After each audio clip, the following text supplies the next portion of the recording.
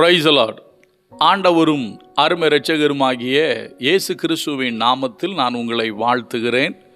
மறுபடியுமாக கர்த்தருடைய பரிசுத்தமுள்ள சன்னிதானத்திலிருந்து கர்த்தருடைய பரிசுத்தமான வார்த்தைகள் மூலமாய் உங்களை சந்திப்பது மிகுந்த மகிழ்ச்சி. ஆண்டவருடைய பெரிதான கிருபையினால நாம் தொடர்ந்து சத்திய வசனங்களை ஆராய்ந்து அறியும்படி ஆண்டவர் நமக்கு கிருபை பாராட்டி வருகிறார். அருமையான கர்த்தருடைய பிள்ளைகளே, கடந்திட்ட நாட்களில் ஒரு திருமணத்தை நடத்தி வைப்பதற்காக நான் அழைக்கப்பட்டிருந்தேன். அப்பொழுது ஆண்டவருடைய சமூகத்தில் நான் ஜெபித்த பொழுது கர்த்தருடைய சத்தம் எனக்குள் கேட்டது. அந்த கேட்ட வார்த்தை, புருஷன் வீட்டில் இல்லை. ஒரு திருமண வீட்டில் நான் பிரசங்கிப்பதற்காக தேவன் எனக்கு இந்த வார்த்தையை தந்தார்.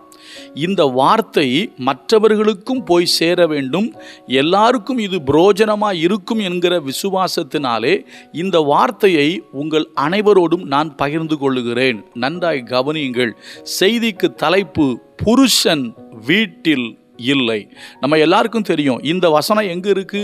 நீதிமொழிகளின் புஸ்தகத்தில் இந்த வார்த்தையை நம்ம பார்ப்போம். வாசிக்கிறோம் பாருங்க. நீதிமொழிகள் 7வது அதிகாரத்தில் 19ஆம் வசனம் இப்படி சொல்லுது, புருஷன் வீட்டிலே இல்லை, தூர பிரயாணம் போனான். இங்கே ஒரு பெண்ணை பற்றி வேதம் சொல்லுகிறது. அந்த பெண் சொல்லுகிற வார்த்தை, அவள் ஒரு தவறான பெண்மணி. அவள் சொல்லுகிற வார்த்தையை பாருங்க, புருஷன் வீட்டிலே இல்லை. இந்த வசனத்தின் அடிப்படையிலே இந்த வசனத்தை தலைப்பாக கொண்டு நாம் சத்திய வசனங்களை ஆராய்ந்து பார்க்க போகிறோம். அருமையான கர்த்தருடைய பிள்ளைகளே, புருஷன் வீட்டிலே இல்லாத போது சில குடும்பங்களில் நல்ல காரியங்கள் நடந்திருக்கிறது. சில குடும்பங்களிலே புருஷன் வீட்டிலே இல்லாத போது கெட்ட காரியங்கள் நடந்திருக்கிறது. இவைகளை நாம் வேத வசனத்தின் அடிப்படையிலே தியானிக்க போகிறோம். ஏனென்று சொன்னால், புருஷன் இல்லை என்றால் அந்த குடும்பம் எப்படி இருக்கிறது, அதை நாம் ஆண்களுக்கும் வைத்து பார்க்கலாம். மனைவி வீட்டில் இல்லை என்றால் ஒரு கணவன் வீட்டில் எப்படி நடந்து கொள்கிறார் என்பதையும் நம்ம ரெண்டையுமே சேர்த்து அதை பார்க்கலாம். நமக்கு பொதுவாக தெரியும், ஒரு வீட்டில் பெற்றவங்க இல்லைன்னா சில இடத்துல பிள்ளைகள் கொஞ்சம் வேறு மாதிரியாக இருப்பார்கள். நாம் படிக்கும்போது நம்முடைய கிளாஸ் டீச்சர் வரல, கிளாஸில் யாரும் இல்லை அப்படின்னா நம்முடைய நடவடிக்கை எப்படி இருக்கும்? கொஞ்சம் யோசிச்சு பாருங்க. அருமையான தேவ பிள்ளைகளே, நாம் தொடர்ச்சியாக பார்க்க போகிற காரியங்கள் 2 காரியங்களையும் பார்க்க போகிறோம். ஒன்று, நல்ல விஷயங்களையும் பார்க்க போகிறோம். அடுத்தது, கெட்ட விஷயங்களையும் பார்க்க போகிறோம். புருஷன் வீட்டில் இல்லாத போது அங்கு என்ன நடந்தது? உதாரணமாக நான் ஒன்றை சொல்லுகிறேன். நமக்கு நன்கு தெரியும், ஆதாம் ஏவாளை குறித்து நாம் வாசித்திருக்கிறோம். ஆதாம் இருக்கும்போது ஏவாளோடு சத்துரு பேசவில்லை. நன்றாக கவனிக்க வேண்டும். ஆதாம் இல்லாத போதுதான் சத்துரு வந்து ஏவாளோடு பேசி ஏவாளை வஞ்சித்து அது நிமித்தம் இந்த உலகத்திற்குள்ளாக பாவம் வந்தது என்பதை நாம் அறிவோம்.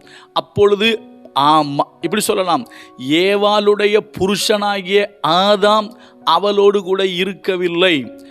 ஏவாளுடைய புருஷனாகிய ஆதாம் அவளோடு இருந்திருப்பானே ஆனால் ஒருவேளை அது தவிர்க்கப்பட்டிருக்கலாம், நமக்கு தெரியாது. ஆனால் சத்துரு ஏவாளோடு பேசும் பொழுது, சத்துருவுக்கு ஏவாள் செவி கொடுக்கும் பொழுது, ஏவாள் அந்த பழத்தை பறிக்கும் போது ஆதாம் அங்கு இருந்திருப்பதாக நமக்கு தெரியல. சரிங்களா? அப்போ நல்லா கவனிங்க. இப்படி சொல்லட்டுமா, அங்கேயும் புருஷன் அவளோடு கூட இல்லை. நான் இன்னொரு காரியத்தை இன்றைக்கு நான் சொல்லுகிறேன், கொஞ்சம் கவனிங்க. யாக்கோபுக்கு மொத்தம் 4, அதாவது 2 மனைவிகள், 2 மறுமனையாட்டிகள், மொத்தம் 4 பெண்கள். சரியா? 2 பேரும் தங்களுடைய வேலைக்காரரை கொடுத்தபடினாலே மறுமனையாட்டிகள் 2 பேர்.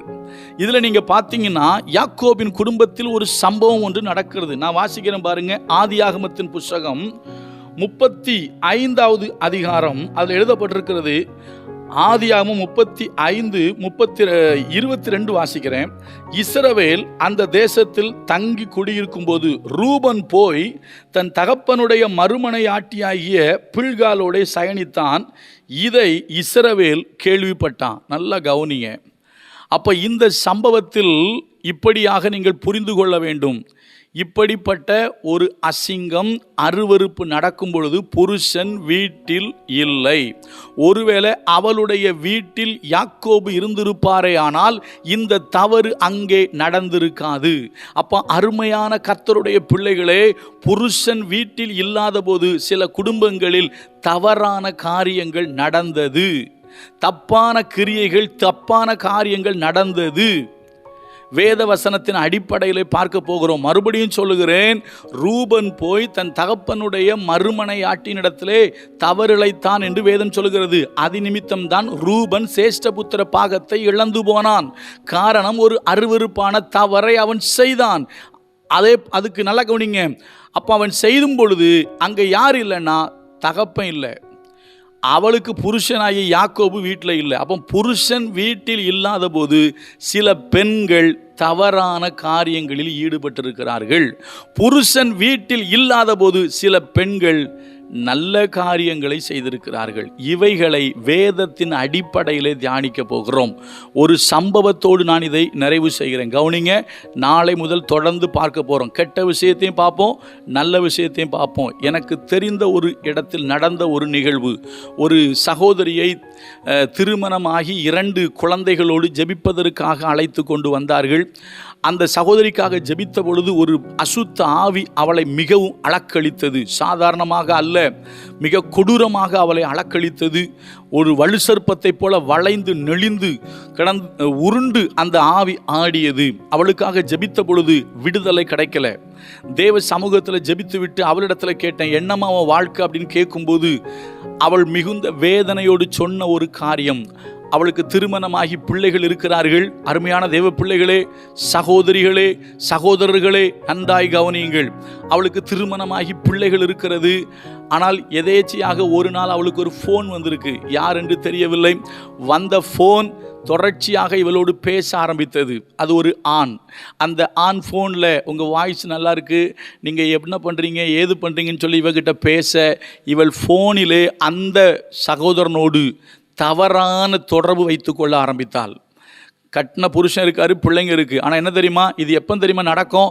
புருஷன் வீட்டில் இல்லாத போது. அவர் காலையில் எழுந்து குளிச்சுட்டு அவர் வேலைக்கு போயிடுவார், பிள்ளைங்க ஸ்கூலுக்கு போயிடுவாங்க, இவன் மாத்திரம் தனியாக வீட்டில் இருப்பா. என்ன ஆச்சுன்னு கேட்டிங்கன்னா, இது தொடர்ச்சியான பழக்கம், ஒரு தவறான பழக்கம் ஆயிற்று. ஒரு நாள் ராத்திரி 10:30-11 மணிக்கு மேலே அந்த நபர் ஃபோன் பண்ணியிருக்கிறாப்புல. ஃபோன் பண்ண உடனே புருஷனுக்கு தெரியாமல், ஏன்னா எல்லாம் தூங்கிட்டாங்க, இவள் ஃபோனை எடுத்துட்டு வீட்டுக்கு வெளியே நடந்துக்கிட்டே பேசியிருக்கா. பேசிக்கிட்டு போனவ போய்கிட்டே இருந்தா பாருங்க. ராத்திரி 11 மணிக்கு மேலே திடீர்னு எதேச்சியா எங்கே இருக்குன்னு சொல்லி பார்த்தா சுடுகாட்டில் போய் நின்றுக்கிட்டு இருக்கா. அன்றைக்கு பிடித்த ஒரு அசுத்த ஆவிதான் அவள் சாகிற வரைக்கும் அவளை விட்டு போகல. கடைசியில் அவள் செத்தே போயிட்டா. நல்லா கவனிங்க, புருஷன் வீட்டில் இல்லைனாலும், மனைவி வீட்டில் இல்லைனாலும், தவறான காரியத்தில் ஈடுபடுகிற ஆணாக இருந்தாலும் பெண்ணாக இருந்தாலும் தேவன் பார்த்து கொண்டு சும்மா இருக்க மாட்டார். நாளைய தினத்திலிருந்து தொடர்ச்சியாக பேசுகிறேன். ஏன்னா இன்னைக்கு மறுபடியும் சொல்கிறேன், தவறான காரியத்தில் ஈடுபட்ட யாக்கோபுடைய மறுமனையாட்டியை சொல்லியிருக்கிறேன். ஏன்னா புருஷன் வீட்டில் இல்லை. இன்றைக்கு சில குடும்பங்களில் இது நடக்குது. எச்சரிக்கையாக இருப்போம், தொடர்ந்து தியானிப்போம். கர்த்தர் நமக்கு உதவி செய்வார். கர்த்தர் நல்லவர், அவர் கிருபை நம்மேல் என்றும் உள்ளது. God bless you.